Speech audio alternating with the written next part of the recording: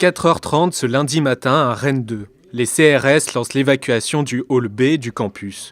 L'opération se déroule dans le calme et les 63 étudiants qui bloquaient l'université depuis un mois sont délogés. À l'intérieur, Olivier David, le président de Rennes 2, découvre un hall recouvert de tags. Il estime même le montant des dégâts à 100 000 €. Si le blocus est terminé, la tenue des examens jeudi n'est pas pour autant assurée.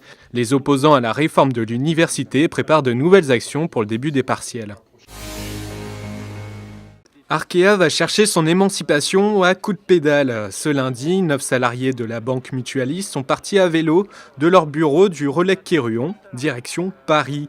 Ils veulent ainsi témoigner leur soutien à la politique indépendantiste de leur direction. 3 étapes de 200 bornes chacune attendent ces cyclistes banquiers pour rejoindre la capitale. Ils seront rejoints jeudi par leurs collègues et des élus pour un grand défilé vers Bercy. Alors que l'heure est aux déclarations d'impôts, les finances publiques du Finistère se préparent à une semaine noire. À l'appel d'une intersyndicale, de nombreuses actions sont menées depuis ce lundi dans les antennes du département, comme ici à Brest. Une manière de dénoncer les suppressions de postes et le manque de moyens pour assurer un service public de proximité. Au moins, le personnel a obtenu l'écoute des usagers, coincés dans une longue file d'attente. Défilé du personnel hospitalier ce lundi à Brest entre la Cavale Blanche et l'hôpital Morvan. Ils étaient 80 professionnels des urgences et des blocs opératoires à dénoncer la dégradation générale de leurs conditions de travail.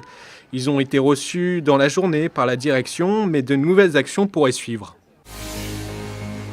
Venu tout droit d'Angleterre, Saint-Piran est arrivé à Paimpol sans problème ce week-end. Mais son périple est encore long avant d'atteindre la vallée des Saints à Carnoët. La 100e statue a repris la mer ce lundi à bord de la nébuleuse pour rejoindre Pontrieux. Puis Saint-Piran s'embarquera pour un tour de Bretagne en train à vapeur et même en charrette. De nombreuses étapes sont au programme avant le terminus à Carnoët, prévu du 27 au 29 juillet.